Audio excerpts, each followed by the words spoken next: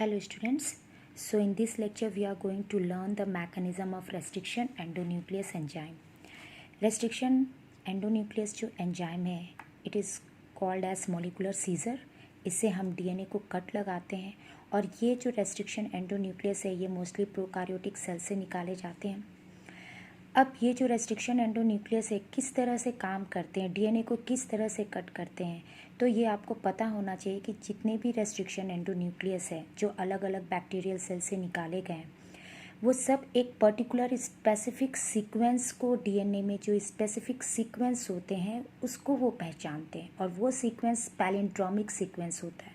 Means आप forward direction and backward direction आप पढ़ोगे तो वो सीक्वेंस सेम होते हैं। तो इस सीक्वेंस को ये पहचानते हैं DNA में और कट लगाते हैं। यहाँ आप देखोगे कि किस तरह से रेस्ट्रिक्शन एंडोन्यूक्लियस एंजाइम के हेल्प से we will be able to form the recombinant DNA. Recombinant DNA means what? Combination of two different types of DNA. अब यहाँ पर मैं एक एग्जाम्पल लेकर बता रही हूँ। सपोज़ ये ह्यूमन बींग्स के DNA है और ह्यूमन बींग्स के क्रोमोसोम नंबर 11 से मैंने ये DNA निकाला है, ठीक है, डबल स्ट्रैंडेड DNA. इसमें हमारा इंसुलिन वाले जीन है, ऐसे जीन जो इंसुलिन प्रोटीन्स बनाएंगे। जीन अपना एक्सप्रेशन कैसे देते हैं? प्रोटीन्स बनाकर। ऑलरेडी आप पढ़ चुके हो ट्रांसक्रिप्शन एंड ट्रांसलेशन। तो सपोज़ यहाँ पर हमारा इंसुलिन वाले जीन है, that is gene of interest. अब देखो इसके पास सीक्वेंस है जी, इसके जो जीन ऑफ इंटरेस्ट है उसके बगल में यानी इंसुलिन वाले जीन के बगल में साइट आप देख रहे हो, पैलिंड्रोमिक सीक्वेंस देख रहे हो GAATTC. और जब आप बैकवर्ड भी इसको पढ़ रहे हो तो GAATTC है. ये पेयरिंग कॉम्प्लीमेंट्री पेयरिंग बिल्कुल सही है, ठीक है, दोनों साइड से. अब क्या होता है, we have also extracted the plasmid from bacteria. Bacteria से हमने प्लास्मिड निकाली है which is a circular DNA. ये ऑटोनोमसली सेल्फ रेप्लिकेटिंग है, ये DNA खुद ही रेप्लिकेट कर सकता है.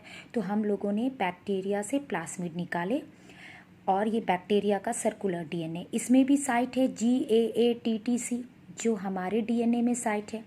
And by using the same restriction endonuclease enzyme that is RE हम यहाँ पर कट लगाएंगे DNA में.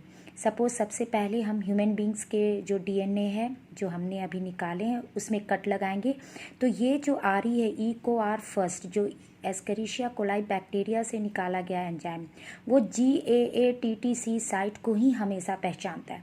तो DNA में जहाँ भी जितने भी नंबर में GAATTC साइट मिलेंगे वो वहाँ पे कट लगा देगा.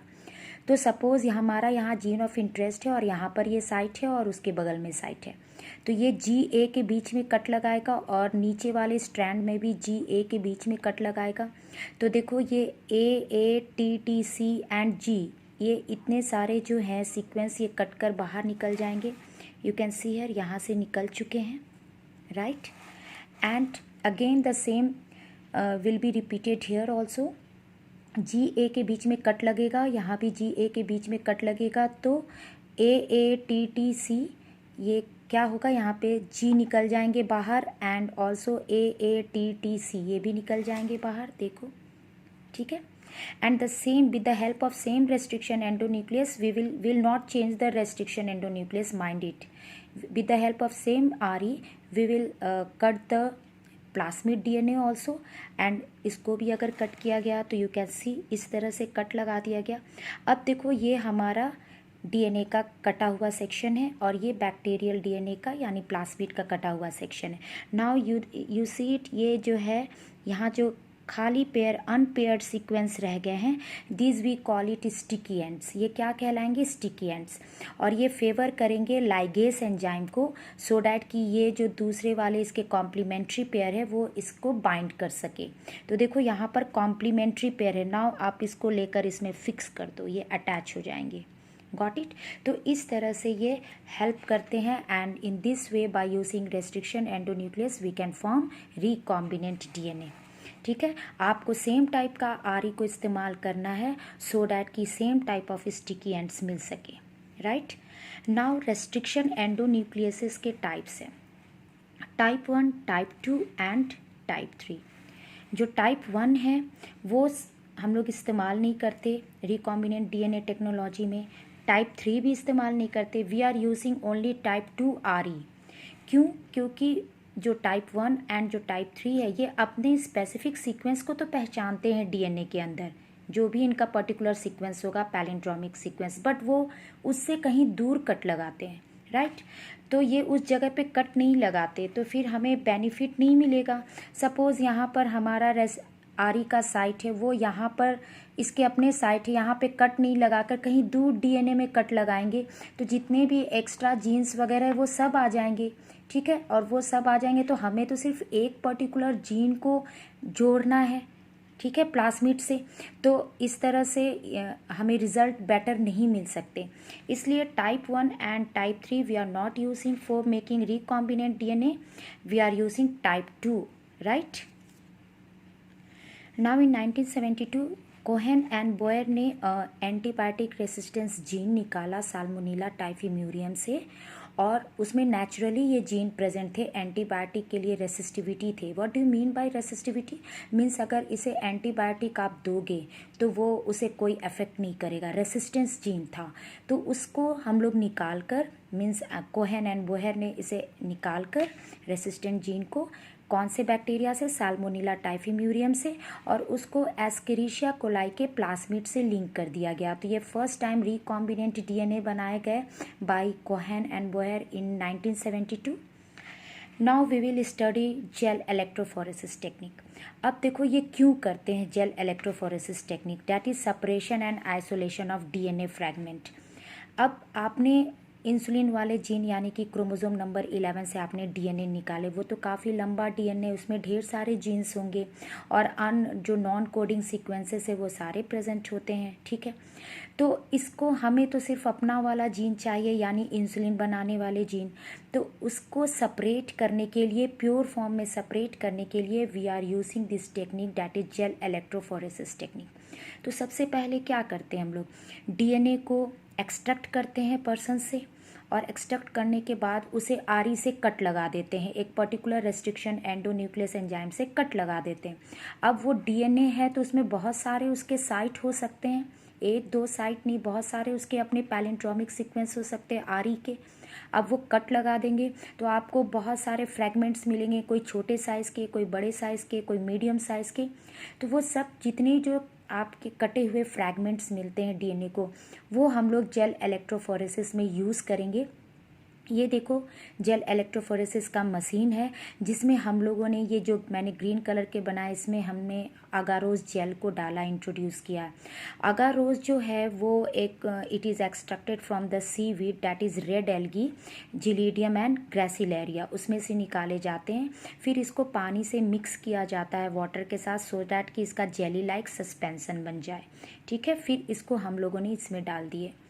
अब ये जो वेल्स, इसमें कुछ वेल्स टाइप के बने होते हैं, मीन्स स्पेस बना होता है जिसके थ्रू आप डीएनए को इंट्रोड्यूस करोगे। तो हम लोगों ने RE से जो कट किए हुए फ्रैगमेंट्स थे छोटे बड़े साइज़ के, सबको इसमें डाल दिए, राइट। और एक साइड कैथोड का लगा दिया, एक एनोड हम लोगों ने इलेक्ट्रोड लगा दिए, जिसके वजह से अब इसमें वीक इलेक्ट्रोलाइट करंट को पास कराए गए, जिसके वजह से क्या होगा कि जेल में जो है एक सीविंग प्रॉपर्टी होती है। मीन्स जेल जो है, ये अगारो जेल, वो फाइबर्स के बने होते हैं। तो उसके जो फाइबर्स होते हैं, यू कैन सी, वो इस तरह से आपस में लगे हुए रहते हैं, जिसमें आप देख रहे हो कि पोर भी बने हुए हैं, जिसके थ्रू डीएनए जो है क्रॉस कर सकता है।